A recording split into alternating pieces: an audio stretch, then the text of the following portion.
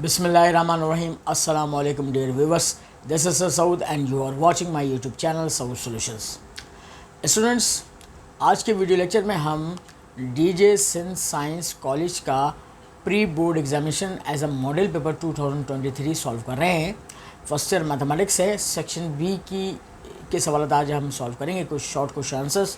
Question number 2 का पहला part आपकी स्क्रीन पर नज़र आ रहा है और ये आपसे पूछा जा रहा है एक्सरसाइज नंबर 2.1 से।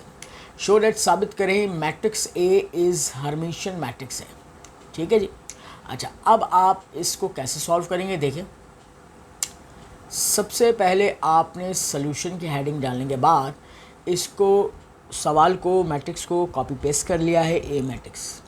अच्छा, हर्मिशियन मैट्रिक्स की डेफिनेशन आपको याद होनी चाहिए और उसको इस पर इस्तेमाल करेंगे। सबसे पहले आपको याद होगा हर्मिशियन मैट्रिक्स में जो है कॉम्प्लेक्स नंबर्स इस्तेमाल होते थे, ठीक है ना। तो सबसे पहले हम क्या करेंगे, taking conjugate on both side करेंगे। तो जब दोनों तरफ कॉन्जुगेट लेंगे तो इसके ऊपर बार आ जाएगा और इसके ऊपर बार आएगा, मगर हम बार को डायरेक्ट अप्लाई करते हैं। आपको याद होगा कि कॉन्जुगेट जब इस्तेमाल करते थे किसी भी कॉम्प्लेक्स नंबर निकालने के लिए, तो आयोटा का साइन चेंज कर देता था वो। अगर प्लस होता है साइन तो माइनस करता है, माइनस है तो प्लस करता है, ठीक है ना। अब आप देखिएगा इन द नेक्स्ट पेज।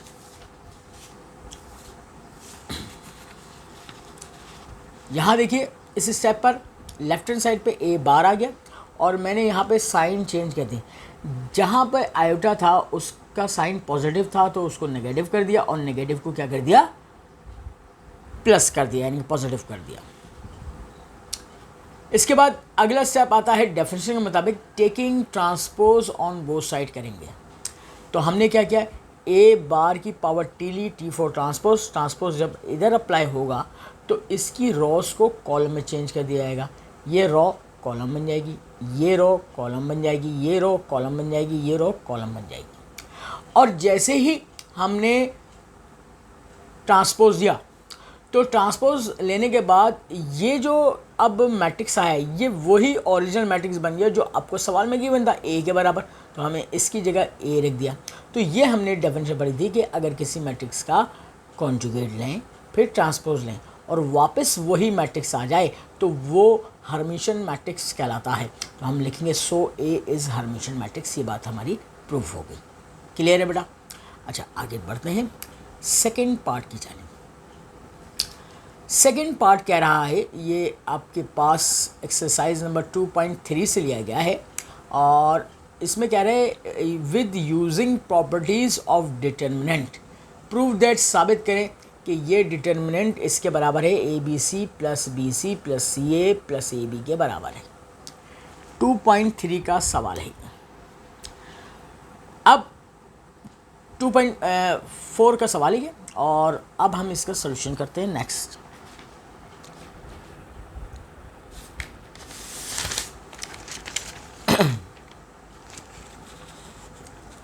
सबसे पहले हमने प्रूफ की हेडिंग डाली बेटा। प्रूफ की हेडिंग डालने के बाद टेकिंग लेफ्ट हैंड साइड ले लिया, यानी कि जो सवाल था आपने उसकी लेफ्ट हैंड साइड लिख ली। अब इसमें हम कुछ जो है ऑपरेशन इस्तेमाल करेंगे प्रॉपर्टीज़ के हवाले से। आपको लिखा हुआ नज़र आ रहा है taking common A from R1।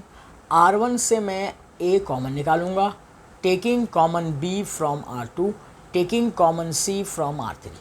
इसमें से ए कॉमन निकाला, इसमें से बी निकाला, इसमें से सी निकाला। अब ज़रा नेक्स्ट स्टेप देखिएगा। जब आप ए बी सी कॉमन निकालेंगे तो जहाँ जहाँ ए होगा वहाँ पर कॉमन निकालने में 1 बच जाएगा और जहाँ पर ए नहीं था वहाँ उसके डिवीजन में आ जाएगा। अब यहाँ देखिए, यहाँ पे 1 है ना तो 1/a हो जाएगा। यहाँ से ए निकल गया 1 बचेगा, यहाँ 1/a बच जाएगा, यहाँ पे 1/a बच जाएगा। फिर इसी तरह यहाँ पे बी का भी प्रोसेस होगा, 1/b बचेगा, 1/b और यहाँ 1 बचेगा 1/b और यहाँ से 1/c बचेगा, 1/c बचेगा, 1/c और यहाँ से 1 बचेगा। अब नेक्स्ट स्टेप देखिए, यही देखिए 1 + 1/a 1/a 1/a 1/b 1 + 1/b 1/b 1/c 1/c 1 + 1/c। Is that clear. अब क्या प्रोसेस करूँगा, प्रोसेस ये करूँगा कि दो ऑपरेशन एक साथ करूँगा। बाय R1 प्लस R2 और R1 प्लस R3, यानी कि R1 में तब्दीली आएगी, R2 को उठाकर और R3 को उठाकर R1 में ऐड कर दूंगा। तो देखो जब इन दोनों नंबर्स को उठाकर इधर ऐड करूंगा क्या बनेगा, 1 प्लस, तरतीब में लिखो 1 plus 1/a plus 1/b 1/c। इन दोनों नंबर्स को उठा के ऊपर रखूंगा, यानी कि ऐड करूंगा तो 1 plus 1/a plus 1/b plus 1/c। इन दोनों नंबर्स को उठाकर ऊपर ऐड करूंगा तो क्या बनेगा, 1 plus 1/a plus 1/b plus 1/c। ठीक है, ये हो गया। R2 कॉपी पेस्ट मार दो, 1/b 1 प्लस 1/b और 1/b।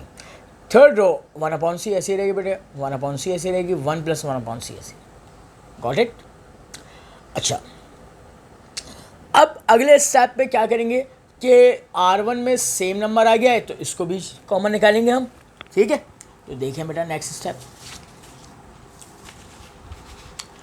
टेकिंग कॉमन, ब्रैकेट आएगी 1 plus 1/a plus 1/b plus 1/c from R1 से कॉमन निकालोगे। जैसे कॉमन निकालोगे तो ये बाहर आ जाएगी मल्टीप्लाई में, यहाँ पे क्या बचेगा, 1 1 1 बचेगा। अच्छा याद रखिएगा, जब भी R1 में 1 1 1 आ जाएगा तो यहाँ पे ज़ीरो क्रिएट करने के लिए आप क्या काम करोगे, आप कॉलम ऑपरेशन करोगे। अब मैंने क्या किया, बाय C2 माइनस C1 किया, कॉलम 1 को माइनस से मल्टीप्लाई करने के बाद कॉलम 2 में ऐड कराया, -1 प्लस 1 0, -1/b प्लस कैंसिल हो गया, 1 बचेगा, -1/c प्लस 1/c 0 हो जाएगा, और कॉलम 3 ऐसी कॉपी पेस्ट आ जाएगा कॉलम 1 ऐसी।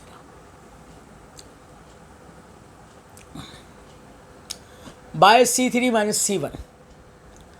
ठीक है, अब अगला स्टेप होगा, इसमें क्या करेंगे मेरे बेटे, हम कॉलम 1 को माइनस करके कॉलम 3 में ऐड कराएंगे, तो माइनस प्लस कैंसिल हो जाएगा 0, -1/b प्लस 1/b 0 हो जाएगा, -1/c इधर आएगा तो सिर्फ 1 बचेगा, ये बचेगा। R1 में 2 0 क्रिएट हो चुके हैं भाई, आप क्या करोगे, एक्सपेंडिंग फॉर R1 कर दोगे।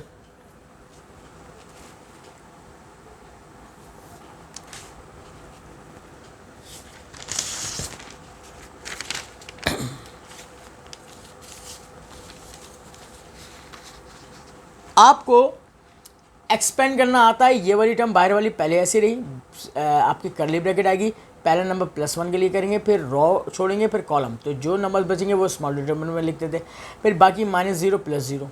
अब ज़रा और से देखिए, ये 1 क्रॉस -0 तो ये आ जाएगा, ये वाली ब्रैकेट ऐसी रही। अब आपके पास क्या होगा बेटे, ये स्टेप आ गया, यहाँ पे लेंगे एलसीएम, ABC इसका एलसीएम आएगा, यहाँ ABC मल्टीप्लाई करेंगे, यहाँ A कैंसिल होगा तो BC आ जाएगा, B हटा दें तो AC हो जाएगा, C हटा दें तो AB हो जाएगा, ABC से ABC कैंसिल हो जाएगा, और आपका रिक्वायर्ड प्रूफ आ जाएगा ABC plus BC plus AC plus AB के बराबर। बात क्लियर हो गई, ये सवाल आपका प्रूफ हो गया right hand side. Next question की जाने पढ़ते हैं। क्वेश्चन नंबर 2 का थर्ड पार्ट है, कैलकुलेट, ये वेक्टर से लिया गया एक्सरसाइज नंबर 3.4 से, calculate the projection A along B and B along A। दो वेक्टर्स A और B दिए गए, बहुत आसान सा सवाल है, इसको ज़रा और से देखिएगा। आप पहले फॉर्मूला लिखोगे projection of A along B, तो आप क्या करोगे, A डॉट B निकालोगे और जिस पे ख़त्म हो रहा है उसके डिटरमिनेंट मैग्नीट्यूड से, मॉडुलस से डिवाइड कर दोगे। तो बेटा आप पहले लिखो A वेक्टर, फिर B वेक्टर और B के मॉडुलस से डिवाइड करोगे। तो आपको पता है कि डॉट प्रोडक्ट में क्या होता है, ये 3 हो जाएगा, माइनस प्लस 2 हो जाएगा, ये माइनस का 15 हो जाएगा, नीचे √3 का स्क्वायर प्लस -1 का स्क्वायर प्लस -5 का स्क्वायर, ये 35 हो जाएगा। ऊपर सिम्प्लीफाई करोगे तो ये -10/√35 हो जाएगा। या आपने अभी प्रोजेक्शन निकाला है A along B। अब इसी तरह B along A भी निकालेंगे।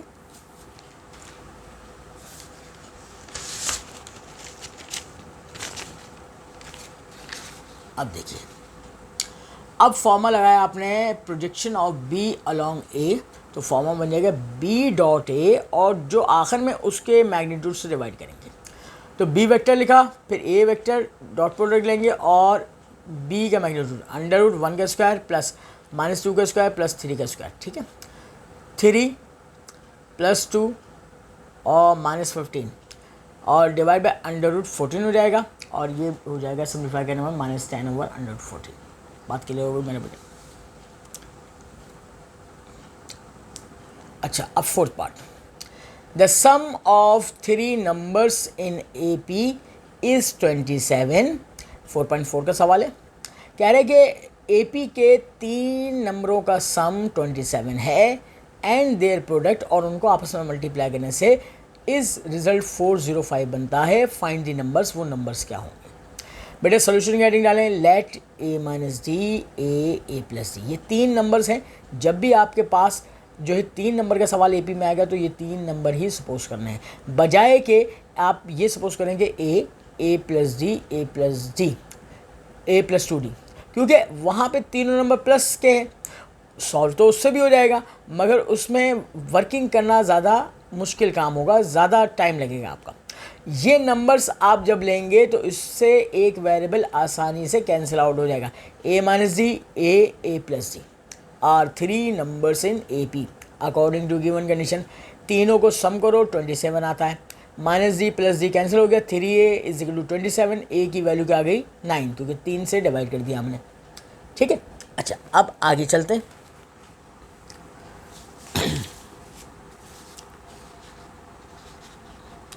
अकॉर्डिंग टू गिवन कंडीशन, बेटा अब दूसरी कंडीशन इस्तेमाल करेंगे कि तीनों का प्रोडक्ट करेंगे, मल्टीप्लाई करेंगे। A minus D A plus D is equal to 405। ये A minus B A plus B है तो A square minus B square हो गया, ये A रहा इज इक्वल टू 405।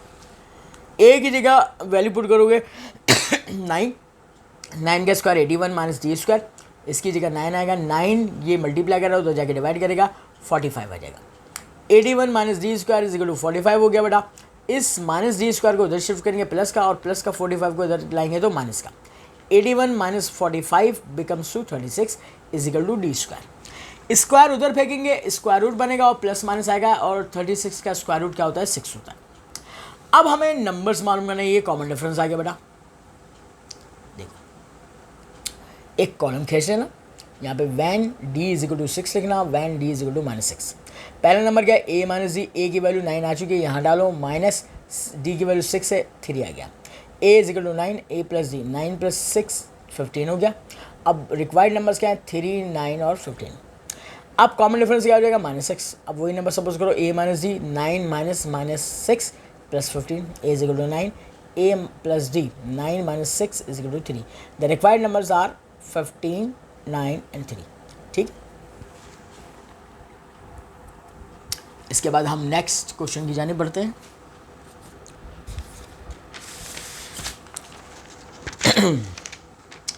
अब क्वेश्चन नंबर 2 का 5वें पार्ट की जाने बढ़ रहे हैं, और ये एक्सरसाइज नंबर 5.1 से लिया गया है। Find the sum of n terms of the series whose nth term is 3n square plus n plus 1। ठीक है, सबसे पहले हम सॉल्यूशन की हेडिंग डालने के बाद सम ले लेते हैं, यानी कि जो भी एक्सप्रेशन दिया है उसका सिग्मा ले लेंगे। सिग्मा को यहाँ पे इस्तेमाल करेंगे, अप्लाई करेंगे तो कैसे करेंगे, देखिए 3 कोफिशिएंट बाहर आ जाएगा, सिग्मा n स्क्वायर प्लस ये सिग्मा n हो जाएगा प्लस सिग्मा इंटू 1। जब भी सिग्मा प्रॉपर्टी होती है कि कांस्टेंट नंबर पे सिग्मा अप्लाई करते हैं वो n बन जाता है। क्या बन जाता है n बन जाता है, तो अगले स्टेप में n बन गया। अब 3 ऐसी रहा, सिग्मा n स्क्वायर का हमने पढ़ा हुआ है sum of square of first n natural numbers. क्या फॉर्मूला पढ़ा था n plus 1 2n plus 1 divide by 6 plus sum of first n natural number क्या था n plus 1 upon 2 formula plus n। बेटा इसको सिंप्लीफाई करोगे 3 1 3 3 2 6 n plus 1 2n plus 1 divide by 2 plus n plus 1 divide by 2 plus n। अब ज़रा और से देखो हम क्या करेंगे, इस पूरे एक्सप्रेशन से n अपॉन 2 कॉमन निकाल लेंगे। अच्छा n अपॉन 2 यहाँ से बाहर आ गया, क्या बचा n plus 1 2n plus 1 plus यहाँ से n अपॉन 2 बाहर आया तो n प्लस 1 बचा सिर्फ प्लस, मगर यहाँ पे सिर्फ n था अपॉन 2 नहीं था, तो n को तो बाहर निकालो, जो डिवाइड में था वो मल्टीप्लाई में आ जाएगा 2। ठीक है, अब इन दोनों ब्रैकेट्स को मल्टीप्लाई करोगे बेटा 2n square plus n plus 2n plus 1 और n प्लस 1 और ये n रहा और 2 प्लस 1 3 हो गया। Simplify further 2n square plus 4n plus 4। अब अगले स्टेप में क्या करेंगे, अंदर वाली ब्रैकेट से 2 कॉमन निकाल कर बाहर वाले 2 को जो है कैंसिल आउट कर देंगे। तो जरा गौर से देखिएगा,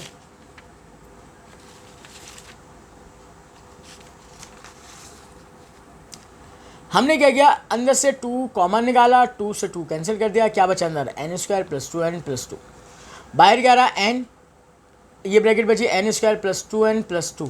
अब ये फर्दर सिंप्लीफाई नहीं हो सकता है, यही आपका सम कहलाएगा। क्वेश्चन 2 का छठा पार्ट 6.2 एक्सरसाइज से दिया गया है, find the value of n की कीमत मालूम करें if n plus 2 p4 ratio n plus 1 p3 is equal to 5 ratio 1 के बराबर है। सबसे पहले बेटे आप क्या करोगे, सोल्यूशन की हेडिंग डालने के बाद सवाल कॉपी पेस्ट करोगे, यहाँ पे NPR का फॉर्मूला लिख के शो करके दिखाओगे, ठीक है। अब NPR का फॉर्मूला कैसे अप्लाई होता है, n factorial divide by n minus R factorial होता है। ये हो गया n, ये हो गया r, ये पूरा n बन गया, ये हो गया r, इस पर इस्तेमाल करो। अच्छा, n factorial n plus 2 factorial divide by n plus n minus R, n क्या है n प्लस 2 और r क्या है 4 माइनस 4 फैक्टोरियल। अच्छा, क्योंकि रेशो है, रेशो में डिवाइड में होगा, तो मैंने NPR का जो फॉर्मूला था ना उसको ही रिवर्स कर दिया। अब ऊपर n माइनस आर आ जाएगा, यहाँ पे n माइनस आर यानी n प्लस 1 माइनस 3 हो जाएगा, डायरेक्ट मल्टीप्लाई में लिख दो, n plus 1 minus 3 factorial divide by n factorial. n factorial क्या है n plus 1 factorial is equal to ratio में लिखो 5/1। अब मेरे बेटे सिंप्लीफाई करो, ये हो जाएगा सिंप्लीफाई करने के बाद n माइनस 2 फैक्टोरियल, ये हो जाएगा सिंप्लीफाई करने के बाद n माइनस 2 फैक्टोरियल, ये n प्लस 1 फैक्टोरियल ऐसे रहा। इसको आप इससे डायरेक्ट कैंसिल आउट कर दोगे, ठीक है। अब अगले स्टेप में जो बचेगा उसको फिर सिंप्लीफाई करेंगे।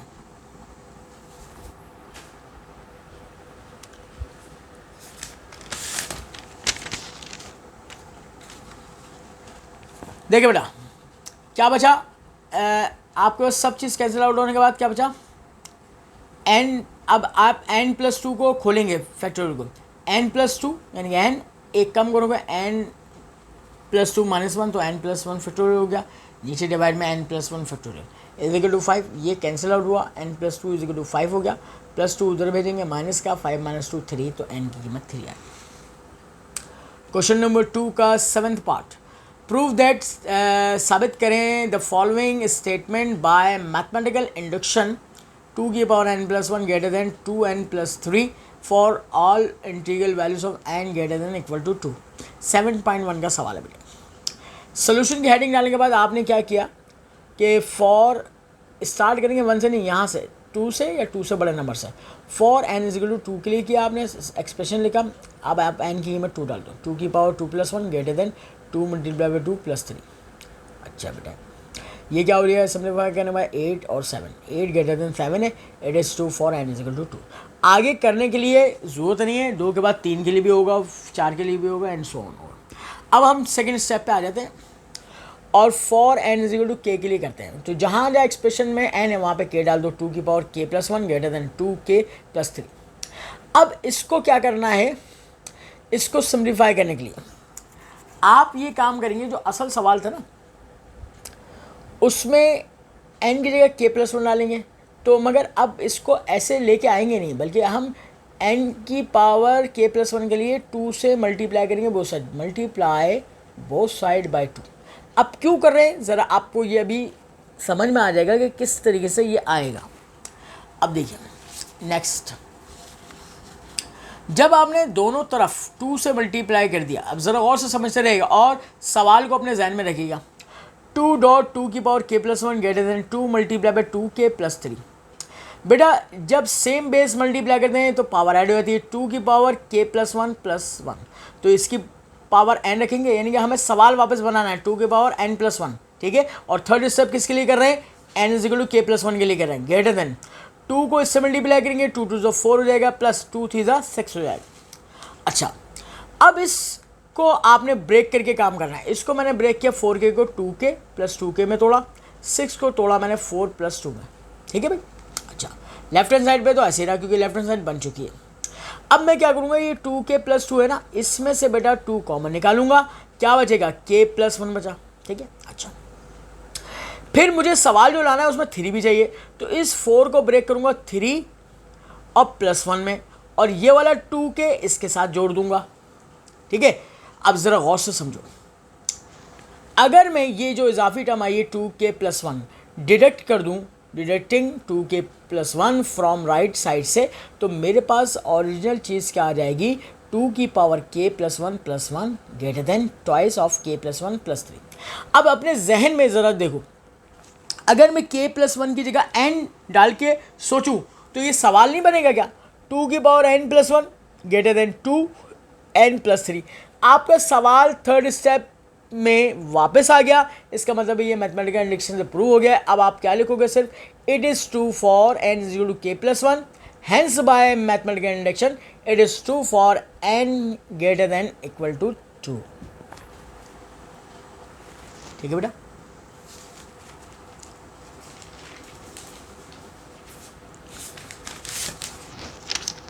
अब चलते हैं अपने 8वें पार्ट की जानिब। 8वां पार्ट 8.3 एक्सरसाइज से लिया गया है।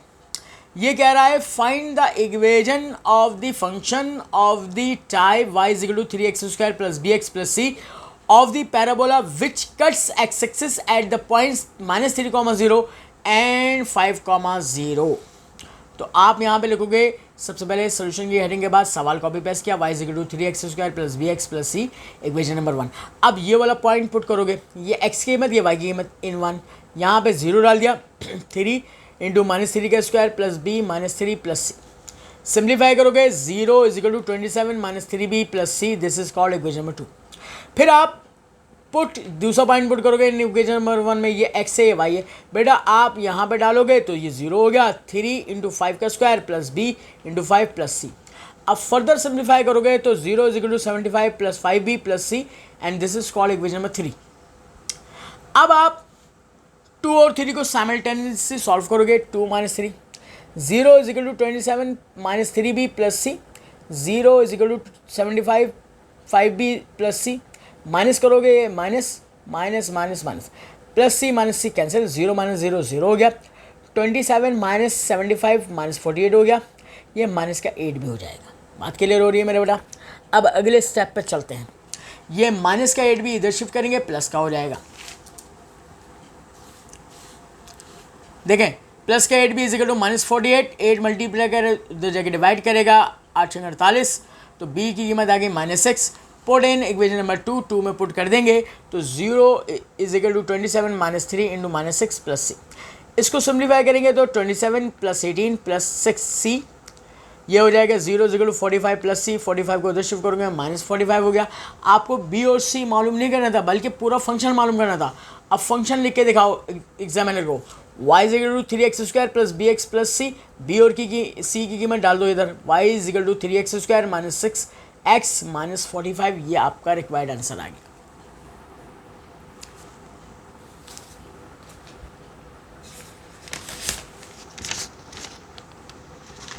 नाइन्थ पार्ट पर चलते हैं। ये आपके पास चैप्टर नंबर 11 का डेरिवेशन पूछी गई है कि drive the law of tangent और प्रूव दैट। आपको कोई फार्मूला प्रूव करने के लिए दिया जा सकता है। वैसे तो जो है टेंजेंट लॉ के 3 फार्मूले होते हैं, मगर पहला वाला फार्मूला हम ले रहे हैं यहाँ पर, a - b / a + b = tangent α - β/2 divide by tan α + β/2। अब स्टार्ट करते हैं बेटा। प्रूफ की हेडिंग डालने के बाद यूजिंग साइन लॉ इस्तेमाल करते हैं। साइन लॉ कौन सा इस्तेमाल करना है, जिसमें a और b आए तो हम ये लिखेंगे a/sin α = b/sin β। अब क्रॉस मल्टीप्लाई, ये b इसके नीचे आएगा, sin α उधर जाएगा, तो a/b = sin α/sin β, this is called equation number 1। Subtracting 1 करेंगे both side on equation number 1। Equation number 1 में से दोनों तरफ से आपने -1 सब्ट्रैक्ट करना है। a/b - 1 = sin α/sin β -1। अब LCM low, b × b sin β × sin β, a - b/b = sin α - sin β और sin β, and this is called equation number 2। अब इसके बाद इक्वेशन नंबर 1 में क्या करना है, एडिंग 1 करना है both side on equation number 1। पहले सेपरेट का आया था, अब क्या करेंगे, माइनस करेंगे। यहां तक नोट करें।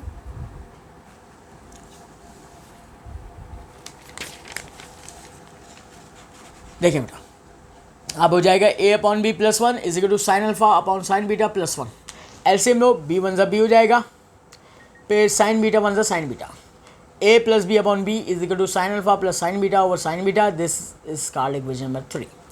अब हम क्या करेंगे, डिवाइड करेंगे इक्वेशन नंबर 2 को बाय इक्वेशन नंबर 3 से। जब दो इक्वेशंस को आपस में डिवाइड करते हैं तो लेफ्ट हैंड साइड से डिवाइड होती है, राइट हैंड साइड से।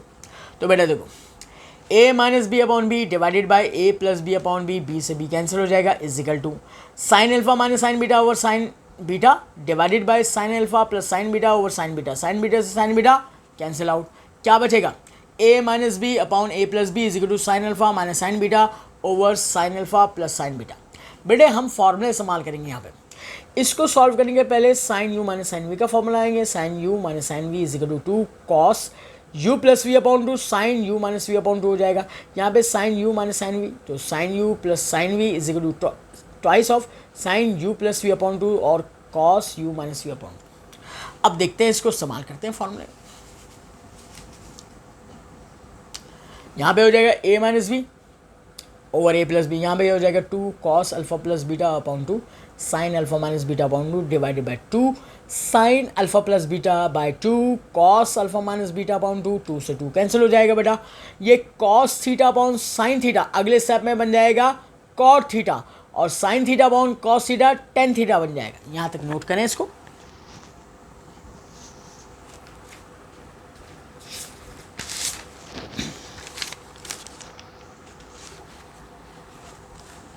अब देखिए अगले स्टेप में क्या बन गया, a minus B over A plus B is equal to cot alpha plus beta upon 2 और tan alpha minus beta upon 2। बेटा यहाँ पर ये चीज़ 10 ऐसे रही, कॉट हो जाएगा 1 upon 10 ten alpha minus beta upon 2, ठीक है। अच्छा यहाँ पे ये प्लस आ जाएगा, प्लस हो जाएगा, ठीक है। तो आपका ये फॉर्मूला प्रूव हो गया बेटा।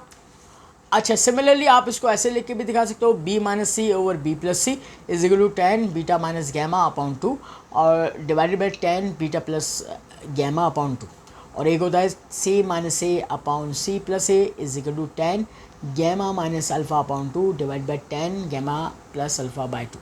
अच्छा अब याद रहे, अगर उसने ये वाला फॉर्मूला पर्टिकुलर पूछे है ना, तो इसके बाद ड्राइव के बाद ये आप लिख के शो करके नहीं दिखाओगे, मगर अगर उसने सिर्फ डायरेक्ट सवाल पूछा कि drive the law of tangent, तो आप इन तीनों फॉर्मूले से कोई सा भी फॉर्मूला प्रूव कर दें। एक फॉर्मूला प्रूव कर दिया, फिर आप दोनों ही लिख के दिखाओगे। अगर उसने वर्डिंग सवाल पूछा है कि drive the law of tangent, अगर कोई पर्टिकुलर सवाल पूछ लिया है तो फिर ये आपको शो करके दिखाने की जरूरत नहीं, क्योंकि जाहिर बात है उसने ये पूछा है, आपसे ये थोड़ी पूछा है, ठीक है बेटा। आगे बढ़ते हैं। इसके बाद है क्वेश्चन नंबर 2 का 10th पार्ट 11.4 एक्सरसाइज से पूछा गया है। मोस्ट इम्पोर्टेंट क्वेश्चन है बेटा, if a is equal to B is equal to C then prove that, साबित करें r1 small r1 ratio r capital ratio r is equal to 3 ratio 2 ratio 1 के बराबर है। प्रूफ करेंगे, ये इक्विलेटरल ट्राइंगल का एक रिजल्ट है बेसिकली तौर पे। तो हम क्या करेंगे, क्योंकि उसने तीनों साइडें बराबर दी ट्राइंगल की ए बी और सी, इसको किसी एक वेरिएबल के बराबर सपोज करो। Let x is equal to A is equal to B is equal to C. बेटा पहले से भी पैरामीटर ऑफ ट्राइंगल निकालो, S is equal to A plus B plus C upon 2, तीनों की जगह एक्स डाल दो, x plus x over 2 3x by 2 हो गया। एस माइनस ए निकालोगे 3x अपॉन 2 माइनस ए की जगह एक्स डालोगे 2 एलसीएम लोगे 3x minus 2x upon 2 x by 2। फिर S minus B 3x upon 2 minus x LCM लिया 3x minus 2x upon 2 x upon 2। S minus C is equal to 3x by 2 minus x LCM लोगे 3x minus 2x upon 2 x by 2। Got it. अच्छा delta बराबर है under root S, S minus A, S minus B, S minus C. आप इन सब की values डाल दो इधर, 3x by 2 x by 2 x by 2 x by 2। बेटा ऊपर मल्टीप्लाई करो 3x की पावर 4 डिवाइड बाई 16 हो गया। इसका स्क्वायर रूट निकालोगे तो delta is equal to under root 3 X square upon 4 आ जाएगा, ठीक है। अब हम क्या करेंगे, इतने ही काम करने के बाद ये जो आपको फॉर्मूलाज दिए हुए ना, स्मॉल r1, ठीक है, कैपिटल R, R, इनकी वैल्यूज को कैलकुलेट करेंगे।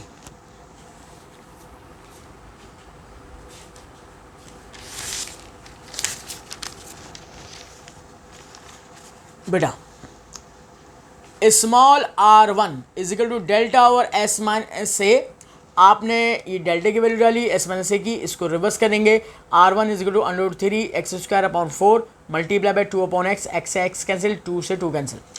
r1 का वैल्यू आ गया root 3 x upon 2।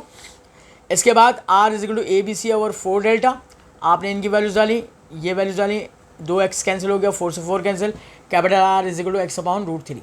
r is equal to अब नेक्स्ट डेल्टा ओवर s, इन दोनों की वैल्यूज डालेंगे, रिवर्स करेंगे, एक्स स्क्वायर से एक एक्स कैंसिल हो गया, 2 2 ज़ा 4 और 2 3 ज़ा 6, तो ये स्मॉल r की वैल्यू आ गई। ठीक है बेटा, इसके बाद हम बढ़ते हैं अपने नेक्स्ट प्रूफ की जानिब। हमने सब की वैल्यूज़ कैलकुलेट कर ली हैं। अब हम लिखेंगे स्मॉल r1 r, इनकी वैल्यूज पुट डाउन कर देंगे और रेशो किस फॉर्म में।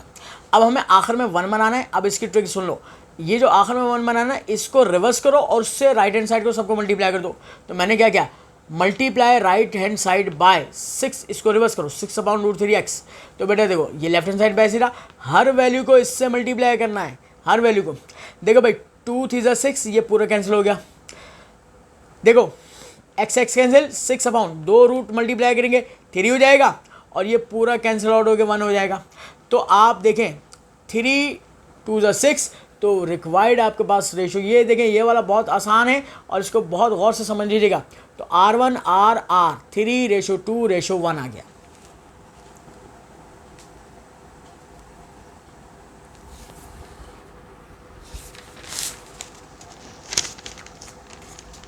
बेटा अब 11वें पार्ट की जाने पढ़ते हैं। 11वां पार्ट शो दैट, साबित करने के लिए क्या रहा है, sine inverse 3/5 plus sine inverse 4/5 is equal to π/2 के बराबर।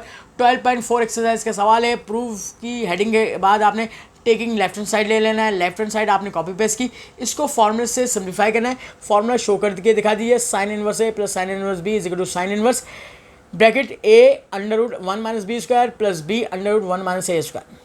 ये ए की वैल्यू भाई, ये बी की वैल्यू, इस फार्मूले के अंदर डालो और सिंप्लीफाई करो। Sine inverse 3/5 under root 1 minus 4/5 का square plus 4/5 under root 1 minus 3/5 का स्क्वायर। बेटा आप कैलकुलेटर से सिंप्लीफाई करोगे, ये हो जाएगा 9/25। इसको कैलकुलेटर से सिंप्लीफाई किया 16/25। इसका स्क्वायर रूट बाहर निकालो, 3/5 4/5 मल्टीप्लाई करो 9/25 और 4 4 ज़ा 16/25। बात के लिए रहोगे बेटा। अब आप इसका एलसीएम ले लोगे, 16 + 9 25 हो जाएगा।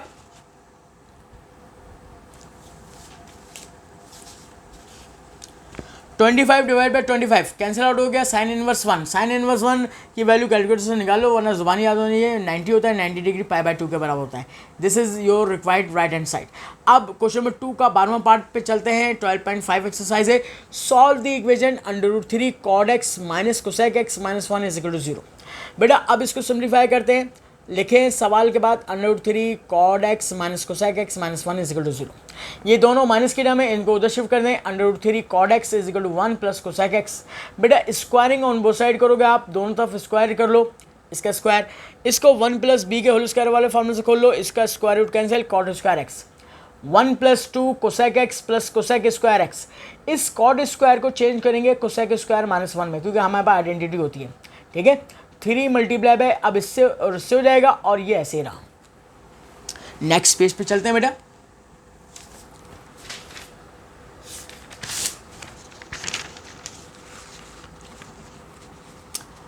Three cosec square x minus 3 is equal to cosec square x plus 2 cosec x plus 1। इस एरो का मतलब इन तमाम टर्म्स को इधर शिफ्ट कर रहा हूँ मैं। तो क्या करोगे आप, 3 cosec square x minus cosec square x minus 2 cosec x minus 3 minus 1 is equal to 0। 3 में से 1 गया, 2 बचा, यहाँ पे 2 रहा, -3 और -1 -4 हो जाएगा। डिवाइड बोथ साइड बाय 2, 2 से डिवाइड कर दोगे तो क्या बनेगा, cosec square x minus cosec x minus 2 is equal to 0।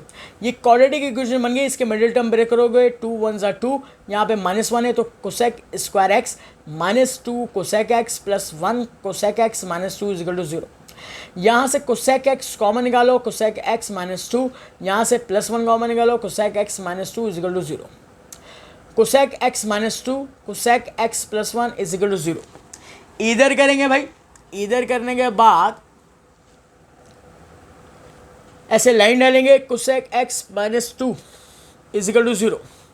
इसके बाद क्या करेंगे, कि इस +2 को उधर शिफ्ट किया। अच्छा, अब इसको रिवर्स कर दो, पलटाओगे इसको तो साइन एक्स बन जाएगा, ये 1/2 बन जाएगा। अच्छा, इसके बाद यहाँ पे कोसेक एक्स +1 = 0, +1 उधर गया -1। बेटा रिवर्स करोगे साइन एक्स = -1, साइन को उधर घुमाओगे साइन इनवर्स। साइन इनवर्स -1 किस पे देता है? ये 270 डिग्री 3π/2 पे देता है। ये मैंने आपको क्लास में चार्ट लिखवाया था, याद है? अच्छा, साइन को इधर घुमाया साइन इनवर्स 30.5 30 डिग्री देता है। 30 डिग्री इन रेडियन फॉर्म में क्या होगा? π/6 के बराबर होगा। अब नेक्स्ट पेज पे चलते हैं फर्दर सोल्यूशन की तरफ। देखें, हम लिखेंगे यहाँ पर सिंस, चूंकि साइन एक्स इज पॉजिटिव होता है in first and the second quadrant with reference angle first quadrant का π/6 यानी कि 30 डिग्री। आपने पहले क्वाड्रेंट का एंगल निकाल लिया मगर सेकंड का नहीं निकाला है। सेकंड का फॉर्मूला हमने क्या पढ़ा था? x = π - theta π/6, 6 1 6 5 π/6। आपके पास ये तीन एंगल आ गए, π/6 30 डिग्री, 5 π/6 ये 150 डिग्री कहलाता है, और 3π/2 270 डिग्री। इन तीनों एंगल्स को आपने इक्वेशन में पुट करके, ओरिजिनल सवाल में पुट करके वेरीफाई करना है बाय द कैलकुलेटर, और जो वेरीफाई करेंगे वो आपने लिखने हैं। अब यहाँ पे दो वेरीफाई करें, solution set π/6 + 2nπ union 3π/2 + 2nπ n belongs to Z।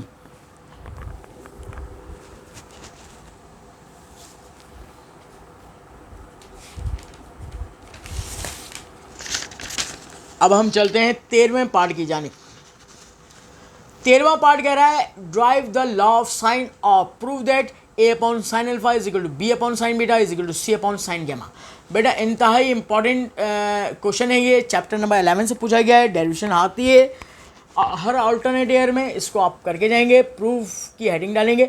सबसे पहले आपने ऐसे एक डायग्राम बनानी है, ये y एक्सिस और x एक्सिस खींचा, यहाँ पे एक y प्राइम एक्सिस हो गया, ठीक है। अब इसको मैं एक्सप्लेन करता रहूँगा, ठीक है। अब जरा देखिए, consider triangle ABC in which, जिसमें ABC are the measures of sides opposite to the angles alpha beta and gamma respectively.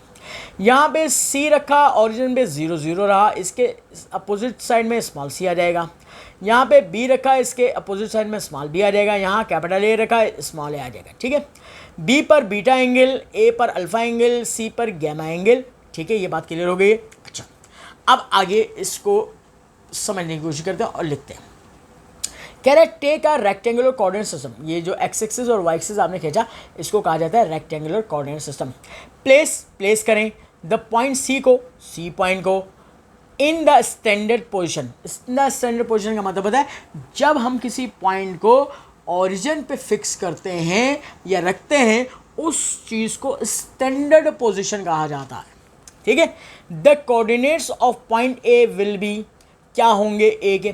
बेटा इसको रेक्टेंगुलर कंपोनेंट्स में ब्रेक किया गया असल में। ये ऐसे लाइन खींची जैसे हम आप वेक्टर में कर दो f(x) = f cos थीटा, ठीक है ना, वही वाला। तो अब इसका ट्रिक बता रहा हूँ मैं, कैसे करोगे। ये राइट एंगल लेंगे बी, और जो स्टैंडर्ड एंगल होता है ना, स्टैंडर्ड पर जो पोजीशन पर जो एंगल होता है उसके लिए ऐसे इसको करते हैं। अब अलॉन्ग एक्स एक्सिस निकालना है तो b cos गैमा हो जाएगा, और b along y axis b sin gamma हो जाएगा। क्या हो जाएगा? b sin gamma. तो a के कोऑर्डिनेट्स ये हो जाएंगे। बेटा बात क्लियर हो रही है। नेक्स्ट पेज पे चलते हैं। ये डायग्राम बड़ी इंपॉर्टेंट है, ठीक है। अच्छा, अब देखिए, अब कह रहे हैं if the point b is taken as the origin. अब आप एक काम करें कि बी पॉइंट पर आप अपना ओरिजिन शिफ्ट कर दें, यानी कि या बी पॉइंट पर ओरिजिन को मान लीजिए। जैसे हमने अब डायग्राम में देखिए, पहले सी पॉइंट पर ओरिजिन था, अब हमने बी पॉइंट पे ओरिजिन मान लिया, ठीक है। तो ये वाला एंगल बाहर वाला क्या हो जाएगा? अंदर का एंगल क्या है? बीटा। तो ये हो जाएगा 180 माइनस बीटा, ठीक है। तो अब आप बताएं कि अगर ये रेक्टेंगल, ये वाली पूरी ट्रायंगल सपोज करेंगे और ये रेक्टेंगल कंपोनेंट्स ब्रेक करेंगे तो ये पूरी एक ट्रायंगल बन गई। तो अब वही ये इसके हिसाब से, अब इसके कोऑर्डिनेट्स क्या हो जाएंगे? अब ए के हिसाब से c cos 180 माइनस बीटा हो जाएगा नया कोऑर्डिनेट, और c along y axis sin 180 minus beta हो जाएगा। और यही मैंने अगली उसमें शो करके दिखाया है। अब ज़रा गौर से देखो, if the point B is taken as the origin, अगर बी पर हम ऑरिजन मान लें and measure of the angle X B A 180 minus beta हो जाएगा, then the new coordinates of point A C cos 180 minus beta, C sine 180 minus beta हो जाएगा। अब ज़रा डायग्राम को और से दोबारा से देखते हैं। अब आपके पास एंगल एक्स बी ए बन जाएगा, ये 180 माइनस बीटा, ये स्टैंडर्ड पोजीशन में आ गया क्योंकि यहाँ पे क्या है, ऑरिजिन है। तो अब आप रेक्टेंगल कॉम्पोनेंट्स में ब्रेक करोगे तो इसके सामने वाला ये हाइपोटेन्यूज क्या हो जाएगा, ये यहाँ पे क्या हो जाएगा, सी कॉस 180 माइनस बीटा और सी साइन 180 माइनस बीटा हो जाएगा। अब देखो अगले step, since the Y coordinate is same in the both cases, दोनों केसेस में जो है वाई कोऑर्डिनेट सेम रहेगा। अच्छा, ये ज़रा लैंग्वेज को समझने की कोशिश करते हैं। देखिए बेटा, आपने इस वाई एक्सेस को ड्रैग करते करते करते करते यहाँ इस पोजीशन पे ले आए, तो वाई तो बिल्कुल सेम रहा, सिर्फ एक्स चेंज हो रहा है। वाई जितना ये था वो यहाँ पे रहा, इसलिए तो वो वर्डिंग यूज़ कर रहा है कि दोनों केसेस में, यानी कि जब आपने सी पॉइंट को ओरिजिन पे रखा फिर बी को ओरिजिन पे रखा, दोनों केसेस में वाई कोऑर्डिनेट सेम रहेगा, यानी कि दोनों पॉइंट्स का वाई कोऑर्डिनेट इक्वल कर लीजिए। B sine gamma is equal to C sine 180 minus beta. आपने अलाइड एंगल का फॉर्मूला पढ़ा हुआ है, यहाँ पे यूटिलाइज करें। Sine 180 minus theta sine theta होता है, साइन 180 माइनस थीटा है तो क्या हो जाएगा, साइन बीटा हो जाएगा। अब क्रॉस मल्टीप्लाई करें बेटा, B upon sine beta is equal to C upon sine gamma and this is called your equation number 1। Similarly we have, इसी तरीके से हमारे पास ये भी हो सकता है, A upon sine alpha is equal to C upon sine gamma and this is called your equation number 2। Combining का मतलब मिलाना इक्वेशन नंबर 1 एंड 2 को, तो A upon sine alpha is equal to B upon sine beta और C वाला component same है तो common निकाल लीजिए एक दफ़ा, सी अपॉन साइन गैमा। ये आपका रिक्वायर्ड साइन लॉ जो है प्रूव हो गया।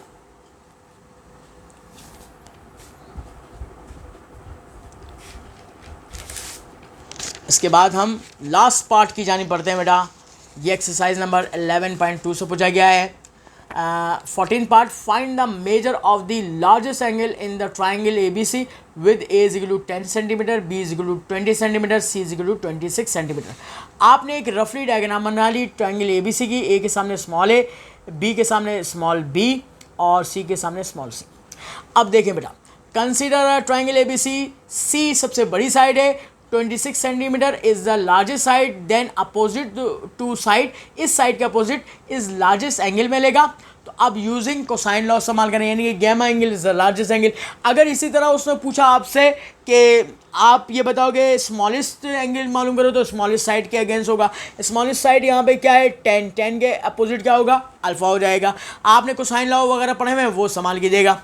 कैसे करेंगे, using cosine law, cos gamma is equal to A square plus B square minus C square upon 2ab। आपने क्या किया, कॉस को इधर घुमाया, कॉस इनवर्स बाकी वैल्यूज रिप्लेस की, 10 का स्क्वायर प्लस 20 का स्क्वायर माइनस 26 का स्क्वायर अपॉन 2 10 20। अच्छा, आप कैलकुलेटर के अंदर ये तमाम वैल्यूज पुट डाउन करोगे। अब gamma is equal to 116.10 degree approximately इसको कर लोगे, gamma is equal to 116 degree. ये आपका फाइनल आंसर होगा बेटे। इसके साथ ही हम अपना आज का वीडियो लेक्चर यहीं पर एंड करते हैं। मज़ीद सवालात के सोल्यूशन को जानने के लिए देखते रहेगा सौ सॉल्यूशंस।